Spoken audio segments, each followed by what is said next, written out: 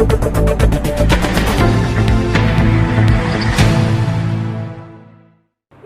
मैं हूं आपके साथ पूर्वी राय और आप देख रहे हैं तक्षशित न्यूज।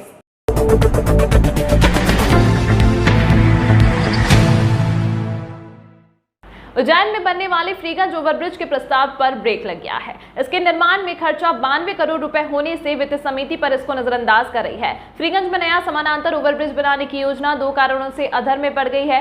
एक यह कि इसे बनाने पर 90 करोड़ से अधिक राशि खर्च हो सकती है। सरकार की हरी झंडी मिलने के बाद ही इसका काम शुरू हो सकेगा।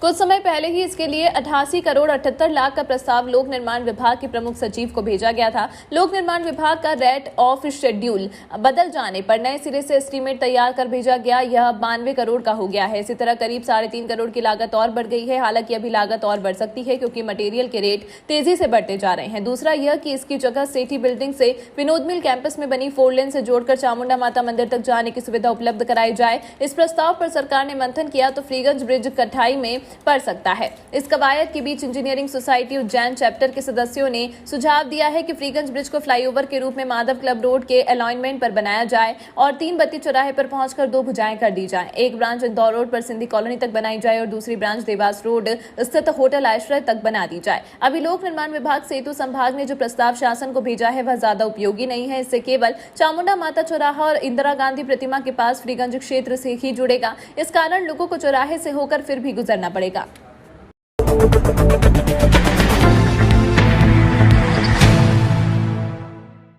उज्जैन शहर के नागरिक आधार कार्ड दिखाकर अलग द्वार से महाकाल के दर्शन कर सकेंगे। इस व्यवस्था के लिए मंदिर प्रबंध समिति ने स्वीकृति दे दी है, परंतु यह व्यवस्था मंदिर में चल रहे निर्माण कार्यों के पूर्ण होने के बाद ही शुरू होगी। शनिवार को श्री महाकालेश्वर मंदिर प्रबंध समिति की बैठक में महापौर मुकेश टटवाल और मंदिर प्रबंध समिति के सदस्य व पुजारी राम शर्मा ने उज्जैन शहर के नागरिकों के लिए पृथक से दर्शन व्यवस्था किए जाने के लिए प्रस्ताव रखा था, जिसमें शहर के लोगों को दर्शन के लिए परिचय पत्र के आधार पर मंदिर में अलग द्वार के माध्यम से प्रवेश दिया जाए, जिसमें मंदिर प्रबंध समिति द्वारा प्रस्ताव का स्वागत करते हुए निर्णय को स्वीकृति प्रदान की है। बैठक में तय किया गया है कि उज्जैन में रहने वाले बाबा महाकाल के भक्तों के दर्शन सहज रूप से हो जाए, इसके लिए एक द्वार तय किया जाएगा।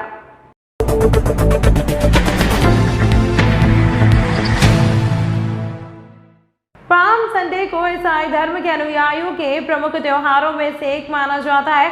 2 अप्रैल को पाम संडे मनाया गया। पाम संडे को पवित्र सप्ताह की शुरुआत के रूप में भी मनाया जाता है। इसका समापन ईस्टर के रूप में होता है। पाम संडे को पैशन संडे भी कहा जाता है। पवित्र बाइबल में पाम संडे के बारे में जो लेख मिलता है उसके मुताबिक प्रभु यीशु जब यरूशलेम पहुंचे तो उनके स्वागत में बड़ी संख्या में लोग अपने हाथों में पाम यानी खजूर की डालियां लहराते हुए एकत्रित हो गए थे। लोगों ने प्रभु यीशु उनका जोरदार स्वागत किया था और उनके दिए गए उपदेशों को अंगीकार करने का संकल्प लिया था। इसी खास दिन की याद में पाम संडे मनाया जाता है।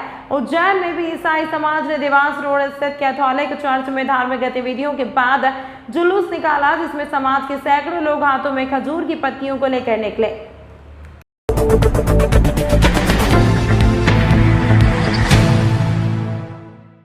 पंडित प्रदीप मिश्रा की कथा में आएंगे लाखों श्रद्धालु और रामघाट के पैदल पुल पर रेलिंग नहीं है, जिससे बड़ा हादसा होने की संभावना बनी है। धार्मिक नगरी उज्जैन में 4 अप्रैल से पंडित प्रदीप मिश्रा की कथा होने वाली है।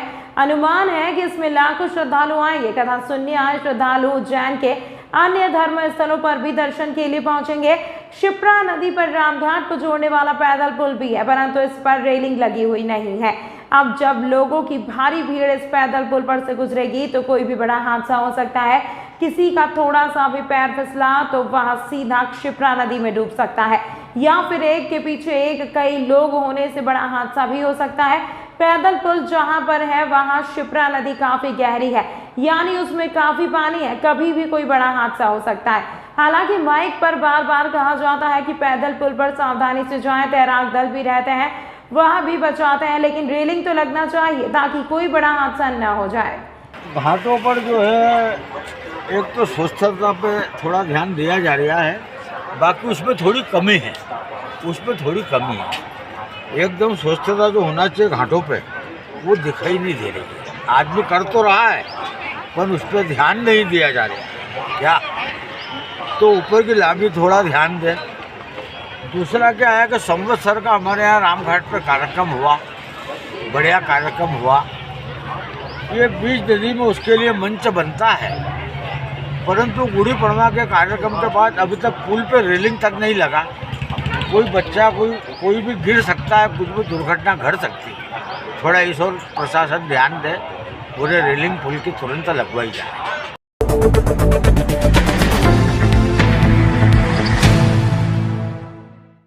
अखिल भारतीय टेपा सम्मेलन में हास्य अभिनेता उदय दहिया ने श्रोताओं को खूब गुदगुदाया और आयोजकों ने अभिनेता उदय दहिया को टेपा सम्मान देकर सम्मानित किया। सम्मेलन के अतिथि उच्च शिक्षा मंत्री मोहन यादव तथा अध्यक्षता पूर्व मंत्री एवं वर्तमान विधायक सज्जन सिंह वर्मा ने की। इस आयोजन में टेपा चिल्मी मुकदमे भी चलाए गए। मुख्य रूप से उच्च शिक्षा मंत्री मोहन यादव तथा विधायक सज्जन सिंह वर्मा पर चलाए गए, जो कि सामयिक थे और दोनों ने ही बड़ी ही खूबी के साथ मुकदमे का उत्तर देकर सामना भी किया। कार्यक्रम का संचालन प्रसिद्ध कवि दिनेश दिग्गज ने किया। टेपा सम्मेलन में मुख्य रूप से कवि और व्यंग्यकार उपस्थित रहे, जिन्हें टेपा सम्मान देकर सम्मानित किया गया। इनमें से प्रमुख सुरेश अलबेला, सुदीप भोला, कवित्री सपना सोनी, अशोक नागर और सुरेंद्र सर्किट तथा अशोक भाटी रहे।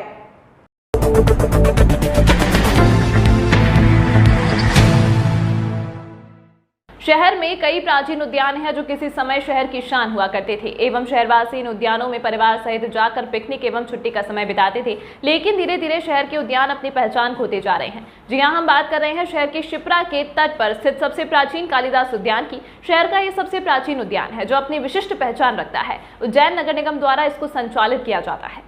कालिदास उद्यान काफी बड़े क्षेत्रफल में फैला हुआ है। यहाँ बच्चों के लिए कई तरह के खेलने के उपकरण के साथ ही सीमेंट कंक्रीट से बना हुआ विशाल हाथी, फिसल पट्टी, सीमेंट कंक्रीट से बना हुआ हवाई जहाज एवं एक चाय का कप प्लेट है जो किसी समय आकर्षण का केंद्र हुआ करती थी, लेकिन समय के अभाव में धीरे धीरे ये अपनी पहचान खो रहे हैं। आज से लगभग 30 से 40 वर्ष पूर्व यह उद्यान शहरवासियों के लिए पिकनिक स्पॉट के साथ ही परिवार के साथ छुट्टी का समय बिताने के लिए काफी पसंदीदा स्थान था। समय के साथ अभी अपनी पहचान खो चुका है। नगर निगम की उदासीनता के चलते यहाँ चारों ओर गंदगी पसरी हुई है, वहीं दूसरी ओर मेंटेनेंस नहीं होने के कारण यहाँ लगे बच्चों के खेलने के उपकरण भी पूरी तरह खत्म हो चुके हैं। साथ ही काफी समय पहले सीमेंट कंक्रीट के बने हुए हाथी, हेलीकॉप्टर एवं कप प्लेट भी बुरी तरह खत्म हो गए हैं। जहां एक और नगर निगम स्मार्ट सिटी योजना के अंतर्गत शहर में नए उद्यानों का विकास कर रहा है, वहीं दूसरी ओर शहर के इन पुराने उद्यानों पर ध्यान नहीं दिया जा रहा है। यह धीरे धीरे खत्म होने की कगार पर है। यहाँ प्रतिदिन आने वाले शहरवासियों ने बताया कि अब वह अपने बच्चों को लेकर आ रहे हैं। जब वहाँ वह खुद छोटे थे, लगभग 40 से 50 साल पहले, उस समय यहाँ काफी हरियाली व मनोरंजन के साधन थे। काफी अच्छा समय उन्होंने यहाँ बिताया है।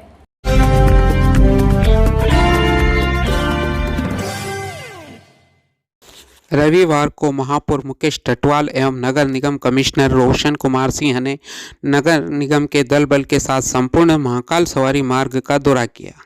गौरतलब है कि नगर निगम द्वारा संपूर्ण महाकाल सवारी मार्ग का सौंदर्यीकरण कार्य किया जाना है। इसको लेकर महापौर एवं नगर निगम आयुक्त ने लगभग 4 किलोमीटर के सवारी मार्ग का दौरा कर व्यवस्थाएं देखी। यहां पर नगर निगम द्वारा सवारी मार्ग चौड़ीकरण के अंतर्गत अंडरग्राउंड सीवरेज एवं विद्युत लाइन के साथ ही इस पूरे सवारी मार्ग पर अतिक्रमण एवं इस मार्ग में पड़ने वाले सभी शासकीय भवनों के सौंदर्यीकरण सहित कई बिंदुओं पर चर्चा की गई। आपने आज महाकाल सवारी मार्ग का अवलोकन किया और क्या क्या परिवर्तन होगा आने वाले समय के अनुसार? आज हमने बाबा महाकालेश्वर की जो सवारी मार्ग है उसका पूरा निरीक्षण किया है, और निरीक्षण इसलिए किया है कि आने वाले समय में हम तो चाहते हैं कि जब बाबा महाकालेश्वर की जो आगामी सवारी निकले उसके पहले इस रोड का चौड़ीकरण, सौंदर्यीकरण हम कर सके इसको, और स्मार्ट रोड के रूप में इसको बनाना चाहते हैं, जिसमें सारे लाइट भी अंडरग्राउंड होगी, सारे पोल्स हटेंगे। उसके बाद में इसके सारे जो भवन हैं उन सारे भवनों का एक जैसा कलर होगा, इनके यहाँ जो दुकानें उन सबके बोर्ड एक जैसे होंगे। इस प्रकार की बहुत ही सुंदर और सुव्यवस्थित सवारी मार्ग के निर्माण करने के लिए आज हमने निरीक्षण किया है, और इसकी जल्दी DPR बना करके टेंडर अपलोड करके इस निर्माण कार्य को प्रारंभ किया जाएगा। सिटी के अंतर्गत और सवारी मार्ग में क्या क्या कार्य होने वाले? सवारी मार्ग में जितने भी आवश्यक कार्य हैं वो सारे कार्य होंगे और स्मार्ट रोड बनेगा। महाकाल सवारी मार्ग में क्या क्या परिवर्तन होने वाले हैं आने वाले समय को लेकर? देखिए, महाकाल सवारी मार्ग इतना महत्वपूर्ण मार्ग है, आप सभी लोग वाकिफ़ हैं। आने वाले सावन के दिनों में या सिंहस्थ को भी ध्यान में रखा जाए तो तकरीबन ये 4.5 किलोमीटर का स्ट्रेच हम लोगों ने आज आइडेंटिफाई किया है और पूरा दौरा किया है। पूरी स्मार्ट सिटी की टीम, नगर निगम की टीम और माननीय महापौर जी के नेतृत्व में हम लोगों ने आज दौरा किया है और ऐसा विचार है कि इस सड़क को आदर्श मार्ग के रूप में डेवलप किया जाए जो कि पूरे देश में एक आदर्श के रूप में खड़ा हो सके। इसमें मुख्य रूप से सड़कों का चौड़ीकरण, प्रकाश व्यवस्था, जो यूटिलिटी रहेगी चाहे वो स्टॉर्म वाटर की हो या बिजली की हो, उसको अंडरग्राउंड किया जाए जिससे कि अतिक्रमण की संभावनाएं कम हो सके वो हो। इसके साथ साथ ही जो इस पूरे मार्ग में जो चौराहे, तिराहे, इस तरह के जंक्शन्स आ रहे हैं उसको व्यवस्थित किया जाए, इसका सौंदर्यीकरण किया जाए जिससे कि एक दर्शनीय स्थल के रूप में आ सके। इसके साथ साथ जो महत्वपूर्ण बिल्डिंग्स हैं इस पूरे मार्ग पे, चाहे वो प्राइवेट हो या शासकीय हो, उनको किस तरीके से और निखारा जाए, उनका सौंदर्यीकरण किया जाए, कुछ फसाड लाइटिंग करी जाए, कुछ मरम्मत करके एक बहुत ही धार्मिक और अच्छा अनुभव सवारी में शामिल लोगों को दिया जाए। इस तरह की हम लोग परिकल्पना कर रहे हैं। स्मार्ट सिटी के कंसल्टेंट्स को इसके लिए एंगेज किया गया है। तो एक डीपीआर हम बनवाएंगे, पहले डीपीआर बनवा के माननीय मुख्यमंत्री जी को भी उसको दिखाकर अनुमोदन लेके हम लोग कोशिश कर रहे हैं कि आने वाले कुछ महीनों के अंदर इस कार्य को कंप्लीट किया जाए जिससे कि एक बहुत ही सुंदर अनुभव सवारी मार्ग के बारे में उज्जैन से जा सके, उज्जैन की ब्रांडिंग और बढ़े, आगे चले।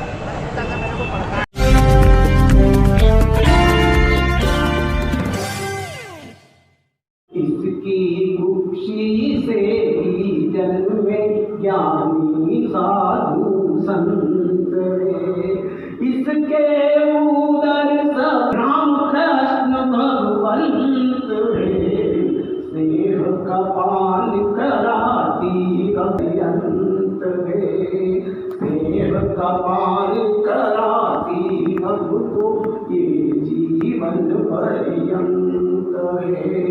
जीवन में हम सबकी करती माही बस रखवाली है। जो किया तुमने नहीं हे धरा पर काम कोई, जो किया तुमने नहीं सृष्टि का हित साधने कब विष पिया तुम, कि रच दिए हैं इस जगत में अनगिनत प्रतिमान, तो रच दिए हैं इस जगत में अनगिनत प्रतिमान, तो है कौन सा किरदार जग में जो दिया तुमने। और आज की इस कार्यगोष्ठी में विशेष स्नेह है कायथा से मेरा, और स्नेह का एक बहुत बड़ा कारण है। जैसे इनकी जन्मभूमि है तो इनके अंदर से वो भाव के रूप में निकल आए, कविता के रूप में। मेरी जन्मभूमि नहीं है लेकिन मेरी ससुराल की भूमि है, और ये मेरे लिए बड़ा सौभाग्य था जब मैं यहाँ की नहीं हूँ, उज्जैन की, जब मैं उत्तर प्रदेश की हूँ और मैं इतिहास की हूँ।